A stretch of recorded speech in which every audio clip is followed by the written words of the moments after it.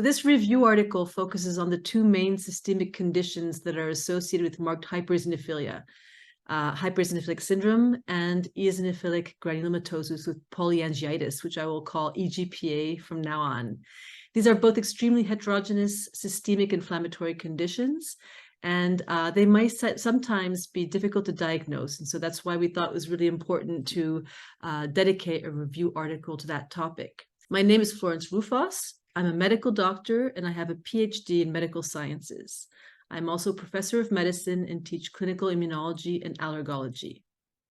The article we are discussing today will appear in Mayo Clinic Proceedings, and the title is HES and EGPA, Two Sides of the Same Coin. Our article is a review article, so there are no new findings that are going to be presented. In this article, we underscore the harm that may result from marked hypereosinophilia and the necessity of controlling hypereosinophilia with treatment as early as possible while causing as little treatment-related morbidity as possible. We provide practical guidance on how to differentiate between these two disorders and their variants when possible in order to prescribe the most appropriate treatment, and also on how to proceed when this is not possible, since HES and EGPA may have overlapping clinical features and may be difficult to distinguish purely on clinical grounds. The aim of the article is really to succinctly describe both diseases and their variants, to describe how to diagnose HES and EGPA disease variants that warrant specific management, and to underscore that sometimes clinical presentations overlap, especially when the patients have respiratory manifestations, and the distinction between these disorders is not always possible in these circumstances. Whatever the case, we provide practical guidance on how to manage such patients, emphasizing the importance of avoiding accrual of treatment-related toxicity, as long-term systemic corticosteroids are often used to control disease activity.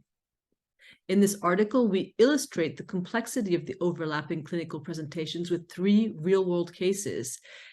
One case was contributed by each of the clinical co-authors to really illustrate some of the key difficulties in reaching a diagnosis and things which really require a very careful attention. This article briefly describes the defining features of HES and EGPA and the main subvariants of these disorders.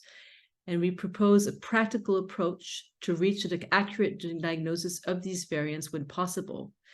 We really propose in Figure 1 a step-by-step evaluation of patients, first evaluating potential underlying causes of hypereosinophilia, and also seeking for damage, which is related to eosinophilic infiltration of different tissues and organ systems. We then proceed to describe the different diagnostic procedures that must be undertaken in order to recognize patients who have clonal hypereosinophilia, namely that associated with the FIP1-like1 PDGF receptor alpha fusion gene, how to approach diagnosis of lymphocytic variant hypereosinophilic syndrome by performing T-cell phenotyping and TCR gene rearrangement pattern analyses. And then we reach that really difficult differential diagnosis between the remaining patients with hypereosinophilic syndrome, meaning those who have idiopathic hypereosinophilic syndrome, versus EGPA, especially when patients with pulmonary manifestations do not have ANCA. Obviously, patients who have pulmonary manifestations, they have clear-cut vasculitis, and they have positive ANCA or perhaps maybe even ANCA negative. Those patients receive a diagnosis of EGPA. But between those two different extremes, there's a series of patients with overlapping features and could have either idiopathic hypereosinophilic syndrome or ANCA negative EGPA. We also emphasize in this figure that it is important to follow these patients over time because with time, patients who do not have vasculitic features may actually develop vasculitis, and this should make the diagnosis change to EGPA, provided they fulfill the current criteria for this disease. And also the fact that some patients receive treatment with oral corticosteroids early in disease course, which may actually be masking progression towards full-blown vasculitis.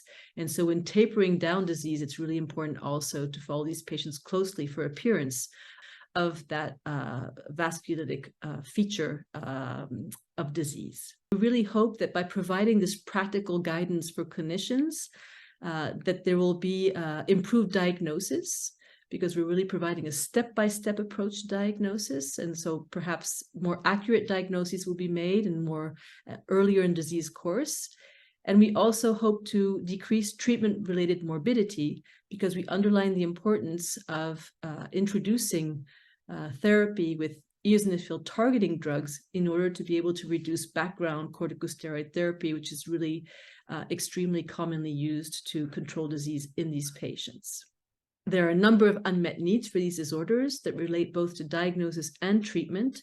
And the first really important step is to advance in the molecular and functional characterization of the different components of inflammation in different disease phases, in different levels of severity of these diseases.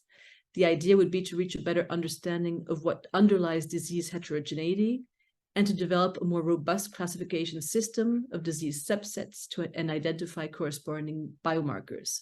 Thanks to this, we would hope to identify new treatment targets, which would eventually lead to further personalized treatment approaches for patients with these systemic hypereosinophilic syndromes. More details on the topic and really a step-by-step practical guidance on how to approach these really complex and difficult patients will be found in the article that will appear in the July issue of Mayo Clinic Proceedings, and I invite you to read this. Thank you. We hope you found this presentation from the content of our website valuable. Our journal's mission is to promote the best interests of patients by advancing the knowledge and professionalism of the physician community. If you are interested in more information about us, our homepage is www.mayoclinicproceedings.org. There you'll find access to information for our social media content, such as additional videos on our YouTube channel or journal updates on Facebook. You can also follow us on Twitter. More information about healthcare at Mayo Clinic is available at www.mayoclinic.org. This video content is copyrighted by Mayo Foundation for Medical Education and Research.